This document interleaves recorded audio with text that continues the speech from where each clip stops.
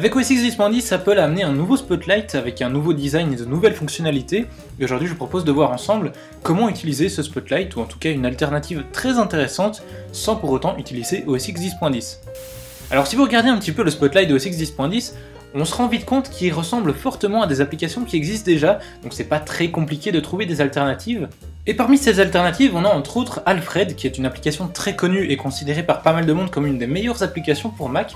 C'est en fait un lanceur, et une fois qu'on a lancé justement ce lanceur, on a une petite icône qui s'affiche dans la barre des menus, et donc Alfred, on peut le lancer avec un raccourci, moi j'ai choisi Alt espace, voilà, et donc ça affiche ceci, tout simplement, donc je vais par exemple écrire Safari, voilà, je commence SA, il propose déjà Safari, c'est très sympa, on a pas mal de réglages qu'on peut faire, on va voir ça juste après, et on peut comme ça chercher parmi les applications, mais également les documents, etc. En fait un peu comme le Spotlight d'OS X 10.10. Si on va faire un petit tour dans les réglages, vous allez voir qu'on a vraiment énormément de réglages. Alors ici on peut lancer Alfred au login, donc pour que ça soit tout le temps utilisable.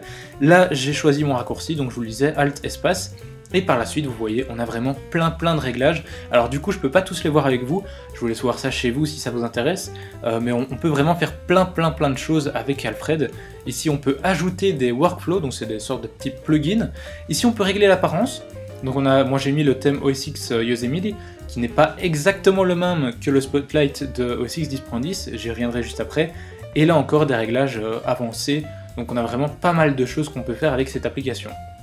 Petite info supplémentaire par rapport à Alfred, au niveau de son prix, c'est assez particulier, il est à la fois gratuit et payant, je m'explique. Si vous voulez utiliser Alfred de manière voilà, toute simple, vous voulez faire ce qu'Alfred vous permet de faire, à ce moment-là c'est gratuit, vous pouvez le télécharger sur le site, vous trouvez le lien dans le fichier zip de la vidéo, mais une fois que vous voulez l'utiliser de manière, disons, proactive, par exemple, si vous voulez, ici je vous montrais qu'on a des workflows, si vous voulez créer ou utiliser des workflows, si vous voulez créer ou utiliser des thèmes supplémentaires, eh bien à ce moment-là, vous ne pourrez le faire qu'avec la version payante, qui coûte grosso modo 21 €, le prix est en monnaie anglaise, je sais plus comment ça s'appelle, c'est les livres sterling je pense, donc ça coûte 17 livres sterling, une fois que vous voulez utiliser ça vraiment de manière plutôt proactive, mais si c'est pour une utilisation basique, c'est totalement gratuit et illimité. Donc voilà pour Alfred, qui fonctionne vraiment très bien, et qui d'après pas mal de monde a largement inspiré les ingénieurs de chez Apple. Et maintenant ce que je vous propose de découvrir, c'est une autre application, du même type que Alfred et du même type que le Spotlight d'OS X 10.10, qui s'appelle cette fois Launchbar, et qui, celle-là, ressemble beaucoup plus au thème du Spotlight sur OS X 10.10, même si elle n'a pas la notoriété de l'application Alfred. Pareil que sur Alfred, on utilise un petit raccourci clavier pour afficher la zone de recherche, voilà, et là je peux également voilà, afficher une lettre, je tape une lettre tout simplement, et ça me fait une recherche, voilà, aperçu, P, qu'est-ce que ça va me mettre, Pocket, Pixelmator, Photoboost, Plan, etc. Et comme vous le voyez, le thème est beaucoup plus proche de celui sur OS X 10.10. Pour aller voir les réglages, on va simplement lancer Launchbar, voilà, et on va cliquer sur la zone de texte pour afficher le menu de Launchbar.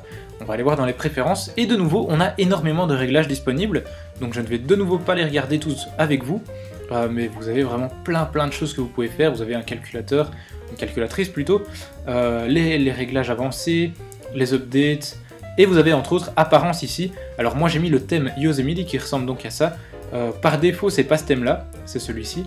Mais donc voilà, vous avez un thème qui permet de faire ressembler ça beaucoup plus au Spotlight d'OS X 10.10.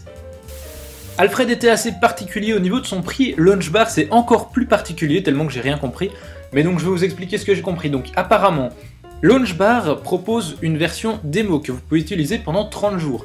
Après ça, vous pouvez toujours l'utiliser gratuitement, mais si vous voulez acheter la version payante, ça coûte 24 €. Alors je ne sais strictement pas quelle est la différence entre la version démo que vous utilisez après gratuitement ou la version payante, mais donc voilà, j'imagine qu'il y a quand même un petit plus avec la version payante parce que pour 24 €, ça serait frustrant de le payer si on peut l'avoir gratuitement, mais voilà. Voilà donc pour ces deux alternatives au Spotlight d'OS X 10.10, si on peut vraiment appeler ça des alternatives, puisque comme je vous le disais, elles existaient déjà avant le Spotlight d'OS X 10.10, avant même OS X 10.10 tout court d'ailleurs. Alors je m'excuse de ne pas avoir regardé avec vous toutes les fonctionnalités de ces deux applications, comme je vous le disais, il y en a vraiment beaucoup trop. N'hésitez pas à laisser dans les commentaires celles que vous préférez, Alfred, Launchbar, ou même le Spotlight d'OS X 10.10, et puis si vous avez une autre alternative qui existe, n'hésitez pas non plus à la partager dans les commentaires. Voilà, c'est tout pour cette petite vidéo, j'espère qu'elle vous aura plu. Si c'est le cas, n'hésitez pas à laisser un petit pouce vert, et puis moi je vous dis à très bientôt. Salut à tous.